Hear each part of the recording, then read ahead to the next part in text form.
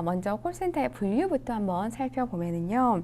자, 먼저 이 부분은 시험에 매우 출제가 잘 되는 부분입니다. 그래서 인바운드 콜과 아웃바운드 콜에 대해서 한번 살펴보도록 할게요. 말 그대로 이제 인바운드 콜이라는 거는 그렇죠. 이제 외부에서 걸려오는 전화를 받는 업무를 의미를 합니다. 그래서 주로 이렇게 인바운드 콜을 많이 하는 회사가 이제 홈쇼핑 회사 그리고 그런 쇼핑몰 회사에서 이런 인바운드 콜을 많이 하죠. 고객의 필요와 요구, 불만 사항을 처리하거나 주문 접수 처리라던가 뭐 제품 설명 및 고객의 의문점이라던가 궁금증을 확인시켜주는 거를 주 업무로 하는데 여기서는 이제 시험에 자주 출제가 되는 부분은 어디냐면요. 바로 이 인바운드 콜의 특징과 그리고 콜 서비스의 활동 부분이에요. 이 부분이 시험에서 자주 출제가 됩니다.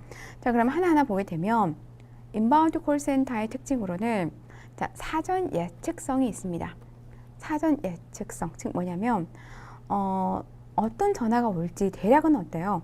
어떤 문의가 올지라는 것을 예측하고 있어야 된다라는 거죠. 즉 내가 예를 들면 뭐 이 홈쇼핑 회사에서 근무를 하고 있다. 인바운드 콜로 업무를 하고 있다면 대략 어떤 고객으로부터 어떤 문의에 대한 전화가 올 것인지는 좀 사전에 우리가 예측하고 있어야 된다라는 거고요. 그리고 서비스성, 그대로 서비스성이라는 거는 이제 우리가 걸려오는 전화를 보통 이제 걸려오는 전화는 어때요? 불만이라던가 고객의 요구라던가 주문 접수라던가 이런 부분들 고객의 궁금증을 뭐 해결해 주는 거기 때문에 최대한 정확하고 친절하고 신속하게 문제를 해결해 줘야 된다. 이게 서비스성이라고 보면 되고요.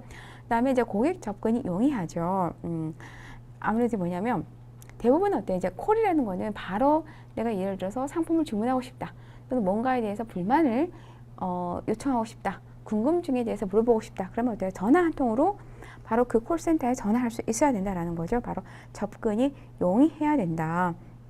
다음에 프로세스성을 지닌다. 이 말은 뭐냐면 고객 문의에 대한 뭐 인바운드 콜이든 그렇고요. 아웃바운드 콜이든 고객 문의에 대한 매뉴얼이 다 준비되어 있죠. 그래서 매뉴얼대로 적시에 응대할 수 있어야 된다. 당연히 신속, 정확하게 해야 되고요. 그리고 정밀성을 지니고 있다라고 이렇게 보시면 됩니다. 그다음에 인바운드 콜 서비스 활동을 보게 되면 주로 이제 하는 활동이 상품 정보를 제공하고요. 시험에 자주 언급되었던 부분은 이거죠. 클레임. 네, 클레임에 대해서 해결하고 그다음 AS 접수를 받고 그다음 텔레뱅킹하고 그리고 상품 주문이라던가 신청에 대해서 받고 그다음에 신규 가입 문의라던가 상담 또는 신규 가입 접수 처리를 한다라고 이렇게 보시면 될 것 같아요. 그래서 특히 인바운드 콜센터 특징에서 이 고객 접근 용이성 꼭 숙지를 해두시고요. 그 다음에 여기 보시면 활동으로는 클레임 활동 AS, 그 다음에 상품 주문 및 신청, 그리고 신규 가입에 대한 문의 및 상담, 그리고 신규 가입에 대한 접수와 처리를 하는 활동을 바로 인바운드 콜에서 한다라는 거. 다음에 이제 아웃바운드 보도록 할게요. 자, 아웃바운드는 말 그대로 전화를 거는 업무인 거죠. 전화를 거는 업무로 주로 그래서 하는 업무가 뭐냐면 판매나 마케팅이에요. 판매 마케팅 그리고 캠페인 등의 그런 업무를 수행합니다. 그래서 아웃바운드 콜을 주로 하고 있는 이제 업체는 통신사 결합 상품을 안내하는 그런 회사 기업에서 이 아웃바운드 콜을 아웃바운드 콜을 주로 한다라고 이렇게 보시면 돼요. 인바운드 콜과 아웃바운드 콜에 대한 약간 그 업무 좀 난이도 차이를 보면 아무래도 인바운드보다는 어때요? 아웃바운드의 업무 난이도가 높아요. 왜냐면 판매하고 마케팅 주가 이거거든. 판매하고 마케팅 활동을 하기 때문에 당연히 어때요? 업무 난이도가 높고 그리고 걸려오는 전화를 받아서 응대하는 것보다는 어때요? 받아서 응대하는 인바운드보다는 판매 마케팅 활동을 통해서 자기에게 수당이 떨어지잖아요. 그래서 연봉이 좀 높죠. 아웃바운드 콜을 하는 직원들이. 자, 그러면 아웃바운드 콜센터의 특징과 활동을 볼게요. 여기서는 시험에 자주 출제가 되었던 게 바로 콜 서비스 활동입니다. 이 부분이 정말 시험에 잘 출제가 됩니다. 자, 여기 보시면 아웃바운드 콜센터 특징에 대해서 먼저 살펴보면 당연히 어때요? 기업 주도형이죠. 왜? 판매와 마케팅을 하기 때문에. 그리고 목표 달성과 성과 분석을 합니다. 즉, 이 말은 뭐냐면 아까 말씀드렸죠. 여기서 똑같아요. 판매와 마케팅을 하기 때문에 거기에 대한 목표 달성과 어느 정도 목표를 달성을 했는지 성과 분석도 같이 이루어지고요. 그 다음에 이제 고객 데이터를 보유하고 있죠. 그래서 고객 데이터를 보유하고 있어서 고객 개개인에 맞는 상품을 제안하는 활동을 하죠. 그 다음에 적극적인 커뮤니케이션 능력과 이 아웃바운드 콜을 하기 위해서는 이러한 커뮤니케이션 능력, 왜? 제품에 대한 판매, 프로모션, 홍보를 해야 되잖아요. 마케팅 활동을 해야 되기 때문에 커뮤니케이션 능력과 고객 설득할 수 있는 능력도 갖추고 있어야 된다. 그리고 이 아웃바운드 콜은 성과 지향형이다. 예. 어때요? 최대한 판매를 많이 해야 되잖아요. 판매를 최대한 많이 해서 나도 수당도 많이 받고 기업의 수익도 올려줘야 되는 거죠. 그래서 이 아웃바운드 콜은 주로 어때요? 판매 마케팅을 하기 위해서 대부분 어때요? 이 CRM과 데이터베이스 마케팅 기법을 기본으로 한다. 베이스로 깔고 한다. 라고 이렇게 보시면 됩니다. 그 다음에 아웃바운드 콜 서비스 활동을 보게 되면 아웃바운드 콜은 어떤 활동을 하게 되느냐? 네, 판촉 활동이죠. 판촉 활동. 판촉 활동, 즉 제품 판매를 하는 활동을 하죠. 그리고 뭐 해피콜을 한다던가 또는 이것도 해요. 연체 고객 관리. 네, 연체 고객을 관리하는 것도 여기에 들어간다. 또는 뭐 기념일, 생일 축하 전화도 하지만 여기 보시면 뭐 텔레마케팅, 특히 여기 보시면 부가 서비스 있죠. 네, 부가 서비스 가입을 촉진하는 활동을 하고요. 그리고 고객 만족도 및 시장 조사도 같이 하게 된다. 다시 아웃바운드 콜. 여기서는 시험에 자주 출제가 되는 게 아웃바운드 콜 서비스 활동. 어떤 활동이냐? 판촉 활동, 강화 활동, 연체 고객 관리, 그리고 텔레 마케팅 활동, 그다음에 부가 서비스 가입 촉진 활동, 고객 만족도 및 시장 조사. 시험에 자주 언급되는 부분입니다.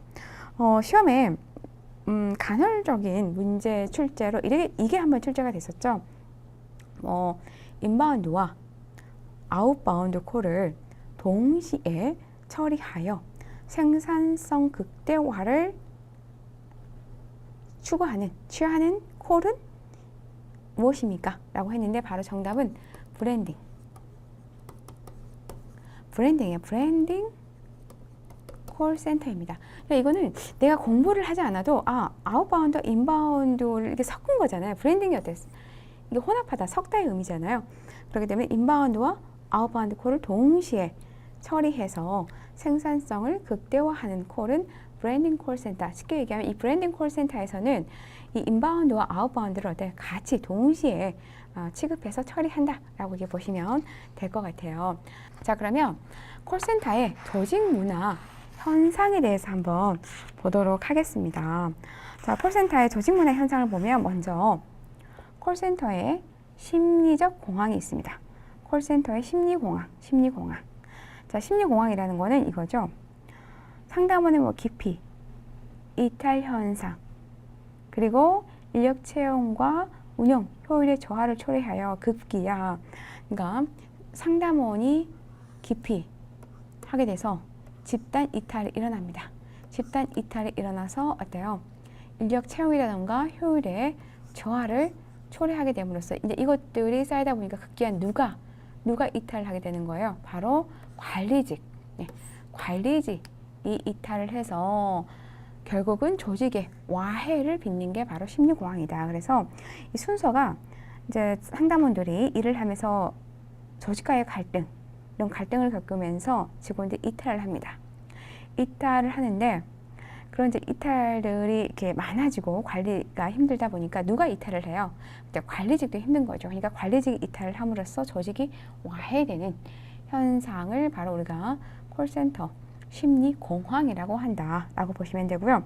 다음 철새 둥지는 상담원들이 근무 조건이라든가 변화, 급여의 차이, 그렇죠? 근무 조건의 변화라든가 급여의 차이 또는 업무의 난이도에 대한 적응 실패 또는 복리, 후생, 빈약 등으로 인해서 심리 변화와 태도 변화로 인해서 조금이라도 나은 콜센터로 이직하는 이직하는 심리적인 현상을 철새 둥지죠. 그러니까 콜센터 직원들의 이직률이 되게 심해요. 워낙 지금 얼마나 심했으면 이러한 철새 둥지라는 철새 둥지라는 그런 용어까지 나왔겠어요, 그렇죠? 예. 근데 다음에 이제 콜센터 바이러스 볼게요. 콜센터 바이러스. 또 이게 바이러스가 붙죠. 바이러스 특징이 어때요? 되게 짧은 시간에 빠르게 확산이 되죠. 빠르게 확산이 됩니다. 이게 바이러스죠. 지금 코비드 19 때 우리 많이 겪어봐서 알잖아요.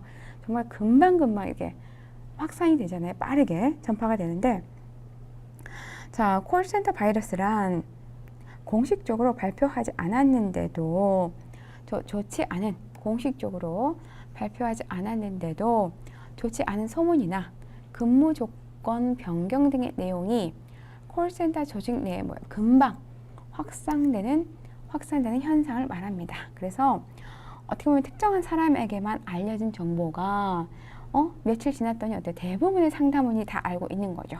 이게 바로 콜센터 바이러스다 라고 이렇게 보시면 될 것 같아요. 다음에 이제 감정 노동자의 스트레스 대처법 보도록 하겠습니다. 우리가 콜센터 직원들을 감정 노동자라고 하잖아요. 제가 예전에 대학교 졸업하고 나서 이렇게 감정 노동자로 근무를 했어요. 제가 대학 졸업하고 나서 호텔 프론데스크에서 근무를 했는데, 저도 이제 이러한 감정 노동자인 거죠. 사람을 대하는 접점에서. 근데 정말 감정 노동자들은요, 일하면서 최대한 그런 스트레스를 받지 않고 그런 일을 하기 위해서는 스스로가 이런 스트레스를 낮추기 위해서 노력하는 게 되게 필요해요. 정말 필요합니다.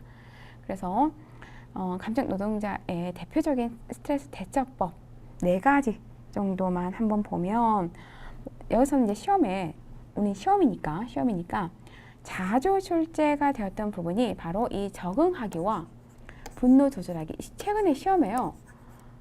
거의 2회에 한 번씩 나오는 것 같아요. 정말 출제율이 매우 높게 출제가 되고 있습니다. 자, 그러면 첫 번째 볼게요. 먼저 일관, 나와의 분리를 한다. 즉, 예를 들어서 나는 지금 연극을 하고 있어. 잠시 일 때문에 다른 사람이 된 거지. 라고 어때요? 스스로가. 그러니까 콜센터 직원이라면 이거죠. 연극을 한다고 생각을 하면 되는 거예요. 자, 내가 9시부터 6시까지 일을 해. 그러면 나는 내가 9시부터 6시까지 콜센터 직원의 배역을 맡아서 나는 연극을 하고 있는 거야. 연기를 하고 있는 거야. 라고 하는 게 바로 일과 나를 분리하는 거다. 라고 보시면 되고요. 다음 적응하기는 예를 들어서 고객으로부터 심한 욕설과 폭언을 듣고 나서 내가 침착하게 상담을 마친 후에 마음속으로 이렇게 생각을 합니다. 조금 전 고객은 집에서 무슨 일이 있어서 화를 낸 거지, 나에게 일부러 무시하려고 한 거는 아닐 거야 라는 거죠. 이게 바로 적응하기다 라고 보시면 됩니다. 다음 분노 조절 훈련을 이제 뭐냐면 심호흡이죠. 심호흡. 네, 예를 들면은 이제 내가 이제 고객으로부터 받는 화를 심호흡이라던가 또는 자극 피하기라던가 관심을 다른 데로 옮기는 거, 바꾸는 거라던가 이런 것들 또는 용서를 통해서 그 분노가 쌓이지 않도록 노력하는 게 바로 이 분노 조절 훈련이다 라고 보시면 되고요. 그 다음에 생각 멈추기는 이도 저도 다 안 돼. 그러면 그냥 그냥 생각을 중단하는 겁니다. 그러니까 입 밖으로 소리를 지를 수 없기 때문에 속으로 그만. 저도 제가 서비스 업에 근무를 했을 때 또는 스트레스 받을 때 가장 저는 좀 많이 하는 게 이거인 것 같아요. 생각 멈추기. 그만. 딱 그냥 거기서부터 제가 생각을 딱 멈춰버리는 거예요. 그러면 정말 그 스트레스가 줄어들더라고요. 이건 제가 가장 많이 사용하는 그 스트레스 대처법 중에 하나예요. 생각 멈추기. 제가 호텔에서 근무를 할 때 예를 들면 가이드랑 싸웠다. 고객과 좀 언쟁이 있었다. 그럼 그걸 계속 생각하고 있으면 어때요? 막 이렇게 내가 잘못하지도 않았는데 그 잘못은 항상 직원에게 이렇게 오잖아요. 그 책임이, 그 책임 수긍이. 그렇기 때문에 막 분노가 쌓이고 화가 나지만 그냥 그거를 계속 생각하면 집에 가서 잠을 못 자요. 집에 가서 잠을 못 자기 때문에 그냥 그만하자. 딱 스탑 해버리는 거죠. 저는 이 방법을 많이 사용했고 또 이 방법이 좀 효과를 많이 본 것 같아요. 이게 꼭 업무뿐만이 아니고 그냥 인간관계 있죠. 저는 인간관계에서도 사람 간의 관계에서도 또 스트레스를 받으면 딱 그만 생각하자 하고 딱 스탑 해버리는 것 같아요. 그러면 딱 이게 지워지는 것 같아요. 그래서 이런 방법도 여러분들이 좀 일하다가 스트레스를 받으면 사용해 보시면 도움이 되지 않을까 싶습니다. 자, 이렇게 해서 감정 노동자의 스트레스 대처법까지 알아봤고요. 다음에 여기 보시면 감정 노동의 유형, 즉 옥실드와 그랜디가 얘기한 옥실드라는 학자가 되게 이 감정 노동에 대해서 거의 대가죠. 이 감정 노동에 대해서 많은 연구를 했던 학자인데 그 감정 노동의 유형이 두 가지가 있다. 하나는 표면화 행동이고 하나는 내면적 행동이다. 자, 그러면 표면화 행동은 뭐냐? 표면화 행동이라는 거는 자신의 감정을 외면한 채예요. 그러니까 억누른 채죠. 억누른 채. 자신의 감정을 외면한 채 조직의 강요. 하라고 하니까 어쩔 수 없이 목소리, 억양, 얼굴, 표정 등을 그냥 억지로 짓는 거죠. 즉, 내 스스로의 의지와는 무관하게 어쩔 수 없이 기업에서 원하는 서비스 표준에 맞추어서 하는 행위, 이게 바로 표면화 행위입니다. 근데 내면적 행위는 좀 더 적극적인 행위이죠. 뭐냐면 강요하는, 기업이 요구하는 거에 뭐예요? 내 스스로 감정을 기입해서 내가 어때요? 스스로 변화시키는 거죠. 내 스스로 변화시켜서 맞추려고 하는 거예요. 네, 내 스스로가 적극적으로 변화해서 기업이 요구하는 그 기준에 맞추려고 하는 게 바로 이 내면적 행동이다. 자, 그러면 이제 우리가 성과 관리를 위한 모니터링을 좀 보도록 할 텐데, 자, 여기서 모니터링 유형을 좀 보도록 할게요. 이것도 시험에 매우 출제가 잘 되는 부분이죠. 시험에 정말 출제가 잘 되는 부분이기 때문에 모두 여기서 공부를 하셔야 됩니다. 자, 먼저 피어 모니터링 보도록 할게요. 자, 그리고 동료 평가제라고 하죠. 뭐 영어만 보고도 익히 알 수가 있죠. 피어 모니터링. 그래서 상담 내용을 듣고 피드백, 벤치마킹하는 동료 평가제이다. 동료 평가제이다. 그다음 이제 셀프 모니터링. 네, 이것도 말 그대로 자신이 모니터링 하는 거죠. 그래서 자신의 상담 내용을 듣고 정해진 평가표에 따라서 스스로가 평가하고 개선하는 거다. 그다음 여기 보시면 이제 사일런트, 리모트 모니터링인데, 자, 이거는 뭐냐면 이게 이제 시험에서 좀 자주 출제가 되는 내용이에요.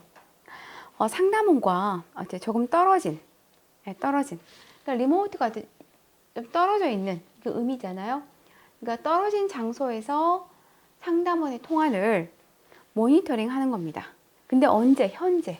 이거는요, ing. 현재. 그러니까 현재 내가 저기 상담원이 상담을 하고 있어요. 그럼 내가 떨어져서 현재 그 모니터링 하고 있는 거를 지켜보는 거죠. 지켜보는 거예요. 자, 그러면 장점으로는 무작위 콜이므로 샘플 사용이 용이하고요. 자연스러운, 가장 큰 장점이죠. 자연스럽게 콜 처리가 가능하죠. 내가 멀리 이렇게 떨어져 있기 때문에 의식하지 않고 상담할 수가 있는 거죠. 그리고 고객과 상담원 간의 어떤 자연스러운 상호작용 관찰이 가능하죠. 물론 이제 상담원도 뭐 떨어져서 자신을 모니터링 한다는 건 알지만 그래도 이제 떨어져 있기 때문에 그나마 자연스럽게 좀 상호작용 관찰할 수 있다. 자연스럽게 서로가 좀 관찰할 수가 있죠. 근데 단점으로는 즉각적인 피드백이 어렵다. 즉각적인 피드백이 어려워요. 이게 멀리 떨어져 있기 때문에 그 틀린 뭐랄까 잘못 대응한 내용에 대해서 가서 그 상담원이 있는 자리로 가서 바로 피드백하기가 어렵죠. 왜? 멀리 떨어져 있기도 하지만 또 어때요? 지금 현재 상담원이 고객과 상담 중이잖아요. 그렇기 때문에 즉각적인 피드백이 어렵고, 그다음 콜을 대기하는 비생산적인 시간이 발생해서 비효율적이다. 자, 이렇게 상담원이 이렇게 있잖아요. 여러 명의 이게 상담원이 있어요. 상담원이 있으면 내가 이 A라는 상담원을 오늘 이 사일런트 모니터링을 한단 말이죠. 그러면 이제 이 내가 지켜보는 거죠. 멀리서. 네. 멀리서 이 A라는 상담원을 지켜봅니다. 근데 콜이 올 수도 있고 안 올 수도 있잖아요. 멀리 지켜보다가 콜이 그 상담원에게 올 수도 있고 안 올 수도 있어요. 그러면 콜이 올 때까지 어때요? 대기해야 되는 거죠. 그러한 비생산성이 발생할 수 있다. 그 시간이 발생할 수 있다. 그리고 이제 아무래도 또 직원은 어때요? 내가 뭔가 감시당한다라는 빅브라더의 공포가 발생할 수 있다. 물론 멀리 떨어져서 나를 관찰하긴 하지만 그래도 어때 뭔가 내가 그죠? 코치한테 뭔가 감시당하는 그런 느낌을 또한 받을 수가 있다라는 거죠. 받을 수가 있다. 그래서 이러한 단점이 있다. 그래서 자연스러운 콜 처리가 가능하다. 자연스러운 상호 관찰이 가능하다. 꼭 기억을 해두세요. 다음에 이제 리얼타임 모니터링 보도록 할게요. 자, 리얼타임 모니터링이라는 거는 상담원이 모니터링 여부를 모르게. 자, 여기 보시면 상담원이 모니터링 여부를 모르게 무작위로 추출한 내용을 듣고 정해진 평가표에 의해서 평가하는 거예요. 자, 이 말은 뭐냐면 아까 리모트 모니터링은 알고 있죠. 지금 현재 내가 상담하고 있는 거를 멀리 코치가 떨어져서 나를 모니터링하고 있다는 걸 알 수 있어요. 네, 근데 이 리얼타임 모니터링은 모르게 무작위로 추출한 내용을 듣고, 자, 상담원이 이제 통화를 하고 있죠. 그럼 통화 내용이 어떻게 돼요? 통화 내용이 녹음이 되는 거죠.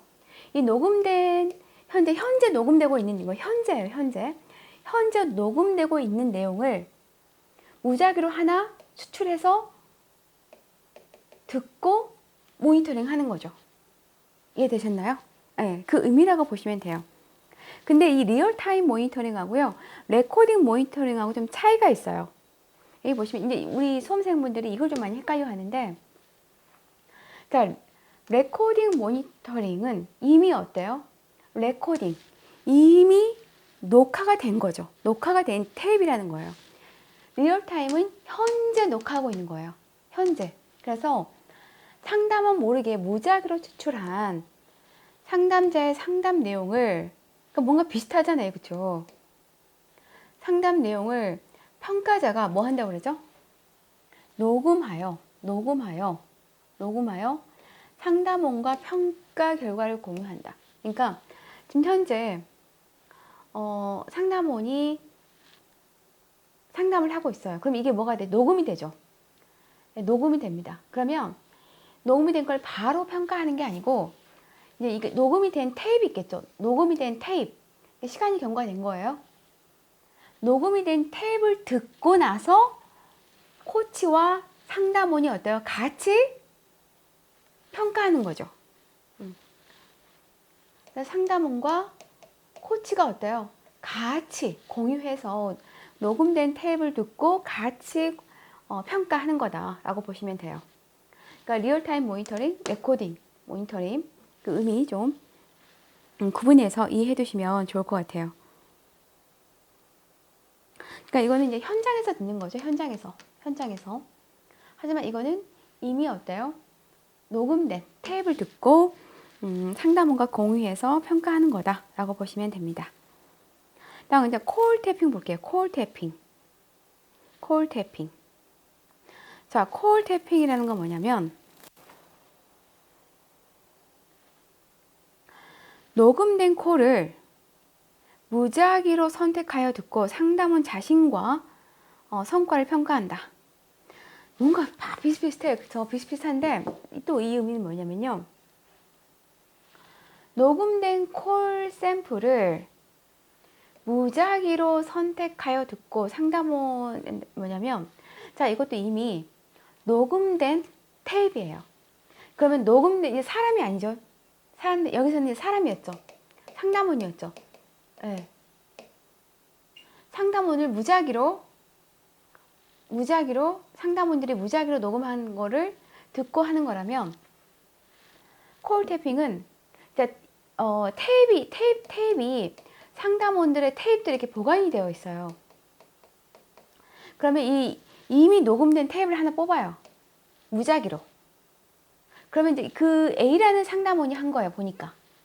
무작위로 뽑았더니 A라는 상담원이 상담을 한 콜이었던 거죠. 그러면 그 A라는 상담원을 불러서 그 콜 내용을 듣고 같이 평가하는 거다라고 보시면 돼요. 그러니까 콜 태핑은 녹음하고 나서 시간이 좀 흐른 거죠. 예. 시간이 흘러서 그 녹음된 테이프를 듣고 코치와 상담자가 같이 거기에 대해서 평가하는 거죠.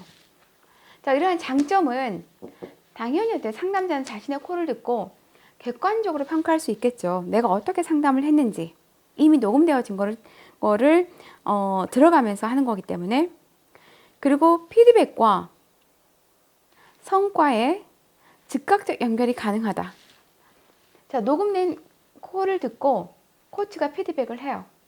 그러면 그 피드백대로 이제 내가 다시 현장에 가서 일을 하는 거죠. 그럼 피드백과 성과의 즉각적 연결이 가능한 거죠. 그냥 피드백 후에 바로 업무를 보기 때문에 피드백대로 바로 업무를 실행하기 때문에. 모니터할 기간을 계획하여 유연성 및 컨트롤을 향상할 수 있다.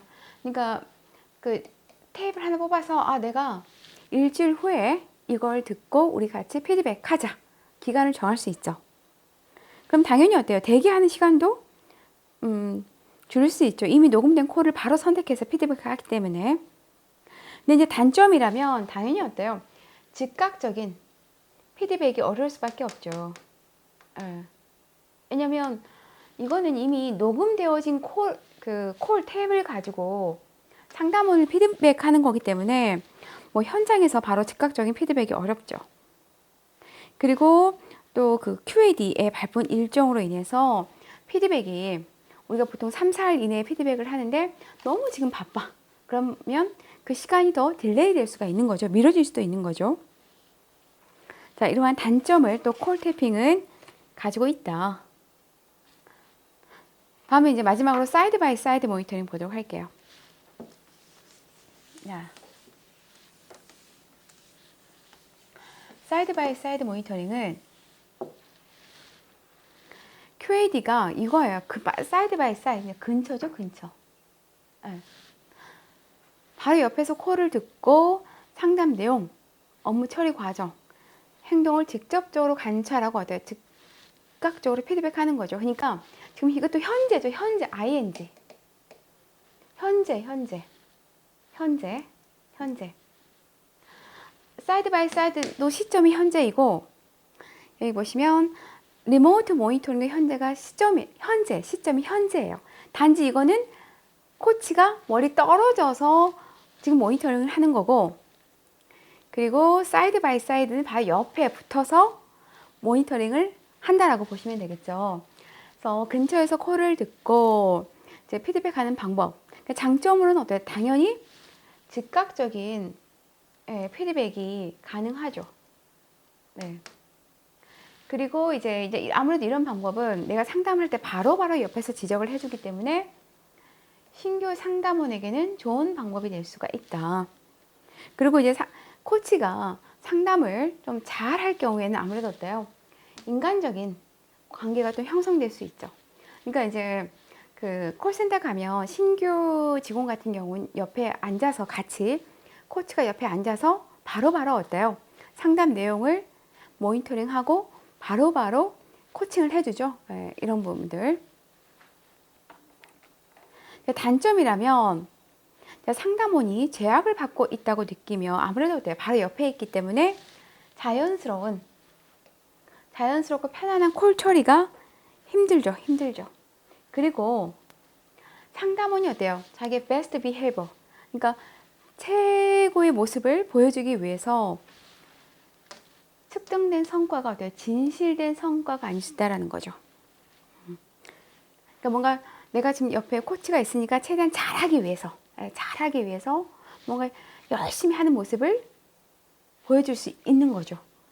근데 그게 평상시 본인의 모습이 또 아닐 수 있죠. 그렇기 때문에 진실된 성과가 아닐 수 있다. 근데 뭐 시험에서는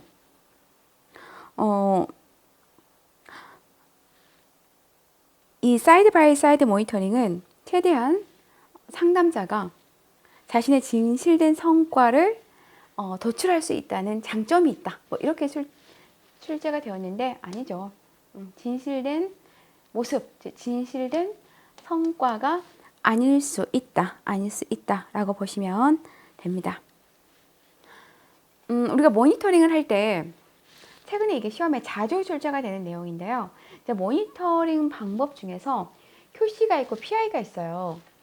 자, QC는 퀄리티 컨트롤이라고 해가지고 잘못된 점을 찾아서 정정해 주는 거예요. 구별해서 꼭 이해해 두세요.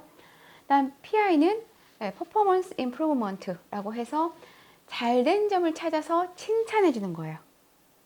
근데 이제 뭐 이렇게 풀어서 나오진 않죠. QC, PI로만 나오기 때문에 꼭 QC와 PI의 차이 구분해서 이해둘 필요가 있습니다. 자, 그럼 이제 모니터링 이렇게 살펴보았고 다시 한번 이제 정리를 해보면 자, 모니터링 현재 시점에서 지금 모니터링을 하고 있는 거는 여기 보시면 그죠? 리모트 모니터링 현재 하고 있지만 상담원이 떨어져서 하고 있는 거고, 그리고 여기 보시면 리얼타임 모니터링 그리고 여기 보시면 사이드 바이 사이드 이건 현재 옆에서 하고 있는 거고, 그리고 리얼타임 모니터링은 현재 상담원이 상담을 하고 있으면 그 상담의 내용을 듣는 거죠. 상담 내용을 듣고 평가하는 방식이다. 그다음 이제 과거 시점에서 보면 자, 콜 태핑하고 레코딩 모니터링.